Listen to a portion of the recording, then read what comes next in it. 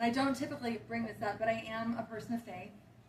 And I do feel that I was called to do this. And by called, I do not mean called to win. What I mean is called to stand up and witness. Called to stand up and hold the incumbent accountable. Called to stand up and give each of you a meaningful opportunity to exercise your right to vote and to participate in truly healthy democracy. So I am mission-driven. Micah is mission-driven. Micah, especially as a veteran, is mission-driven. But I will also say this is an unusual year in that up and down the Republican slate, I don't think I've ever seen this caliber of candidate. I've never seen this level of cooperation, this unity of purpose. There's ego in politics and there's mission. And to a person, the Republican candidates this year are running because of mission. Each of them feels called to stand up and serve in the way that we are doing. And that is why we are each able to do this. This is hard, but we find great purpose in it. And especially as a woman, at times it's difficult to accept help. I think we like to be the givers, not the receivers. I've learned this is not my office. You are not serving me when you help. We are serving each other. This is our office. Each of us has a role to play. And each of you, by being here tonight, are playing a role in that. I want to keep my remarks brief because really tonight is about Micah. I'm here, I'm thrilled to be here, and it's been such a pleasure and an honor to get to know him. Just say a few quick words about the Treasurer's Office and start by saying it is the most important office that too few voters know anything about or have heard anything about. It's the fourth most powerful office in the state. So the most powerful is the Speaker of the House, followed by the Senate President, followed by the Governor, and then the Treasurer. The Treasurer controls up to 20% of the state budget and hundreds of millions of dollars in assets, including $120 billion in debt, which puts us second per capita in the nation for state debt. Yet another terrible statistic we don't want. Lisa. It's also $121 billion in the pension fund, pension investment fund, which is used to pay pensions to the frontline workers to whom we've made promises. $121 billion is a lot. We're still facing a $40 billion gap there. So add $40 billion to the $120 billion in debt, and our debt's really $160 billion right now. I am not going to go through the list of all the lists that we don't want to be on where we're at the top. I will talk about the two where we're at the bottom. We're 50th for job creation. We are 50th for economic growth. That has happened in the last 3.5 years since Charlie Baker left office. The Democrats in office are going to run against the national administration because it is not popular here in Massachusetts. But if we are 50th out of 50, that's our decision. 49 other states have figured it out. That is on us. That is a direct result of the decisions that are being made by the executives and elected officials currently on Beacon Hill. So we're asking you to fire them and hire us to do your business. 3 promises that I'm making as treasurer. There are 12 departments in the treasurer's office. We're not going to go through all of them tonight, but I'll talk a little bit about each one. The first is to cut wasteful spending. Why does this matter?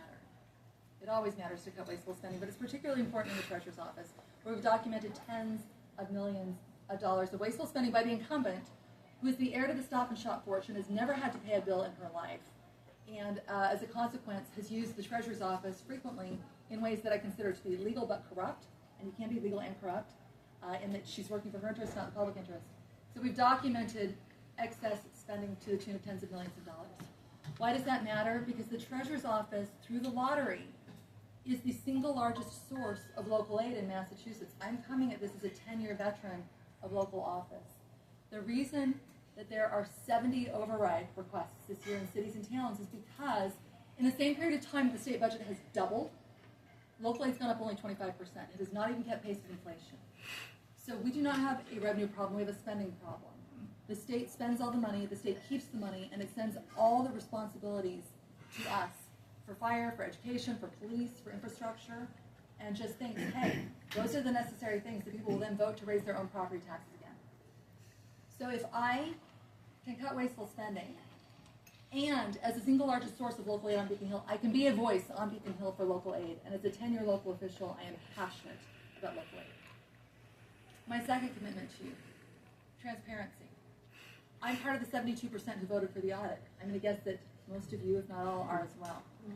Support for the audit is now up to 82%, and we do not have an audit because I'm sure the legislature has nothing to hide. But my commitment to you as an independently elected constitutional officer, I have the authority, my very first day in office, to order an independent outside office of every department in the Treasurer's office. So we will know what's happening with hundreds of billions of dollars and with the 20% of the state budget that is under my management. And I can join State Auditor Diana DeZoglio, who we are not challenging because she's doing so well. Why would we challenge her? I can work with her to keep a light on the legislature, to continue to pressure them to do the right thing and let you know where your money's going and how your money is being spent. This is your money, not theirs.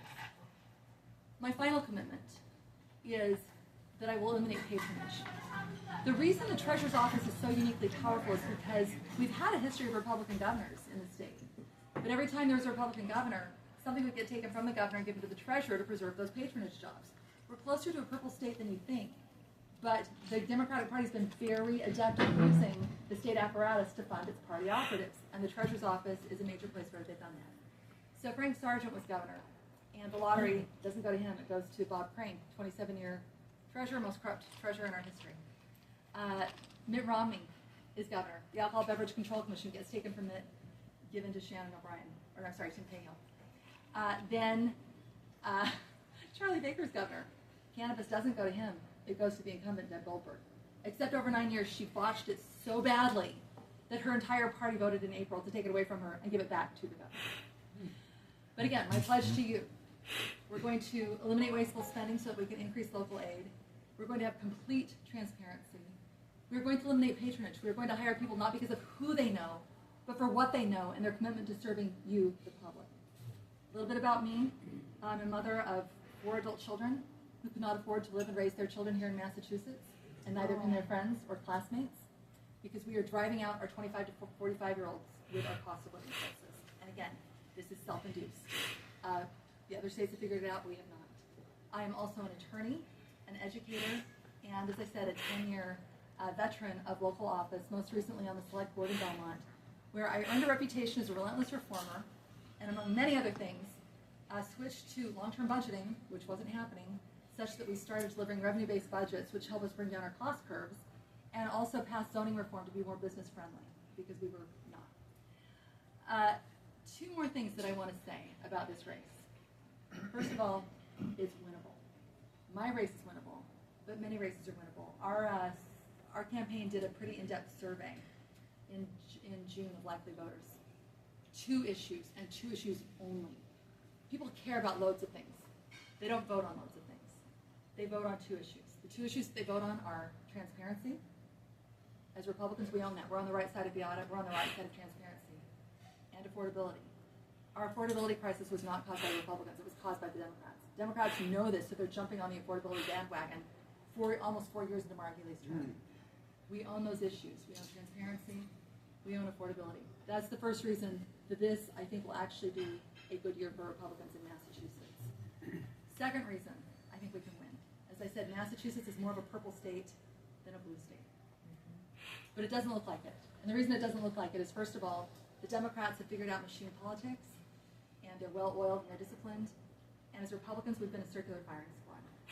This year, we are working really hard to chastise the voices that are being negative. Ronald Reagan's 11th commandment, speak no ill of fellow Republicans. The Democrats will do that for us. We don't need to do it.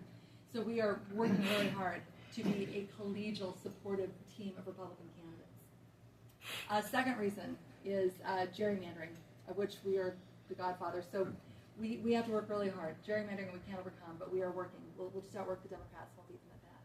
Third reason I've also talked about, which is patronage and the Democrats' use of the state apparatus to basically employ their operatives. We're going to tackle all of these, but just remember, 7 of the last 10 governors were Republicans, and I'm claiming Ed King as an honorary 8th because he primarily defeated Michael Dukakis as a fiscal conservative. So again, Elizabeth Dionne, running to be your taxpayers' treasurer. We can win this race, but only with your support. Please go to my website, votedionne.com, votedionne.com. Sign up to receive our emails. Sign up to volunteer if you can. Please donate. My husband and I are putting money into this campaign, but we can't put in enough to do the ad buys that we need to do to expose Deb Goldberg and everything that she's done wrong in her 12 years in office. So with that, I want to say thank you again and turn the floor over to Victoria to introduce my guest.